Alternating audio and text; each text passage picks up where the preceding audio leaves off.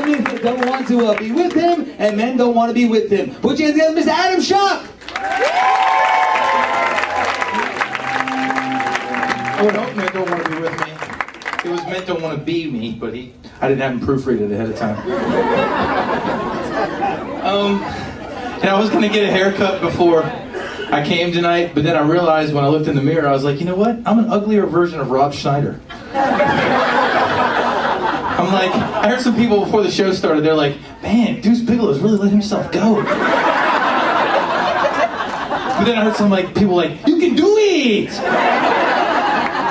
Thanks for the encouragement. I was in the adult store the other day, and I went in to get a blow-up doll, because, you know, my girlfriend's full-time, but when she's not around, I need some other loving, and I don't want him to talk back, so I went into the adult store. I was like, hey, dude, I need to get a doll. And he goes, what kind? And I looked at him puzzled and confused. I was like, what do you mean, what kind? And he goes, do you want a white or a jihad doll? And I was like, well, what the hell's the difference? And he said, the jihad doll blows itself up.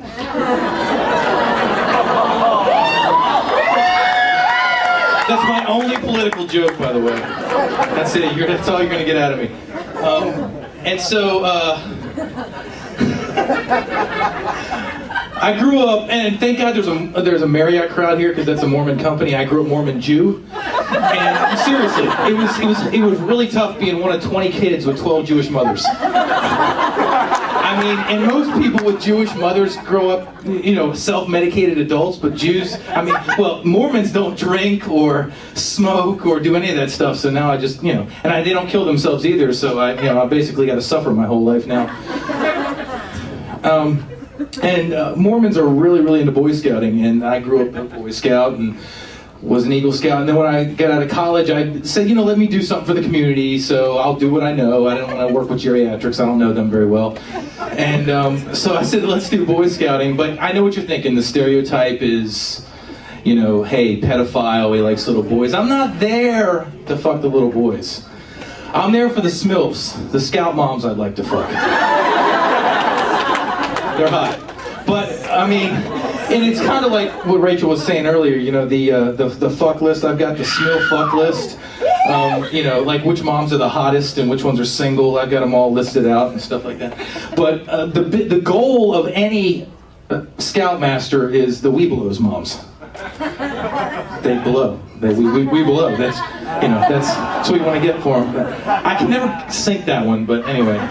You know what I'm talking about, right? I mean, because I really love camping with them, of course, in the biblical sense, of course, you know. But did the Marriott people like the Mormon jokes, by the way? Funny.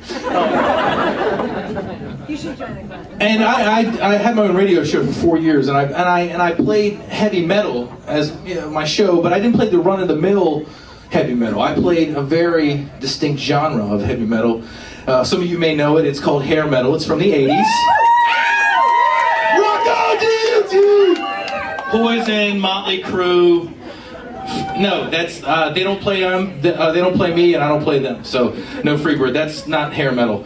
This is the type, you know, where the guys looked like women. They wore tight leather. They had makeup on. They did their hair. I mean, you know, it was bizarre to me that there was so many groupies for these guys. I mean, how can a guy that looks like a woman get more pussy than a guy that looks like a guy?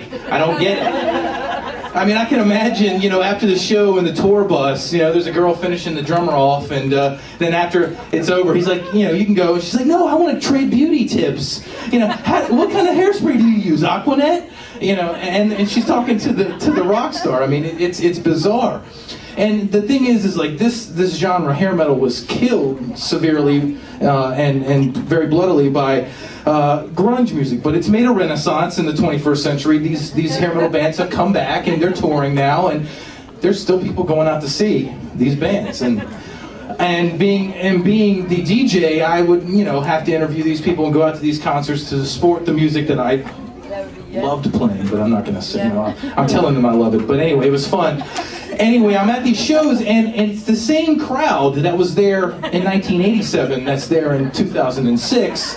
The only difference is about 20 pounds and less hair. I mean, it's a redefinition of heavy metal, if you know what I mean.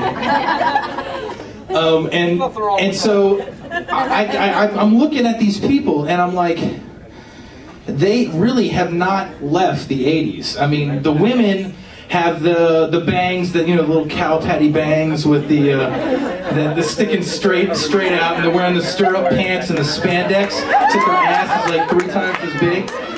I don't even know why they make spandex that big. God, seriously. And then the guys, they've always had the mullet. It's just they're losing their hair, so they have the worst mullet of all time, which is the horseshoe mullet, which is just the hair here, but then the ponytail in the back. Those people, seriously, I can't believe are part of society. And they're happy to be at these concerts, but I think to myself, I'm like, I would love to get onto the PA system and say something like, excuse me everybody, 1987 called, they'd like their hairdos and clothing back. I mean, these people have no clue. But the thing that gets me the most is, where do these people work? Because I don't see them at the shopping malls. I don't see them in the airports. I don't see them at the restaurants, except Hooters. I mean, these people are obviously a part of society, but they're not in suburbia. I mean, I can imagine, they're not doctors or lawyers, so I can imagine myself in a hospital, having to get, name it, a hysterectomy or something. And on the PA system, they're like, paging Dr. Mullet. Dr. Mullet, please come in. And your doctor walks in, he's got a mullet, but instead of his white, doctor's coat, he's wearing like the sleeveless jean jacket with a Def Leppard patch and a Dale Earnhardt hat and a cigarette dangling. I'm telling you what, man, I do not want to get an operation from that guy. Thank you guys, you've all been great. Good night.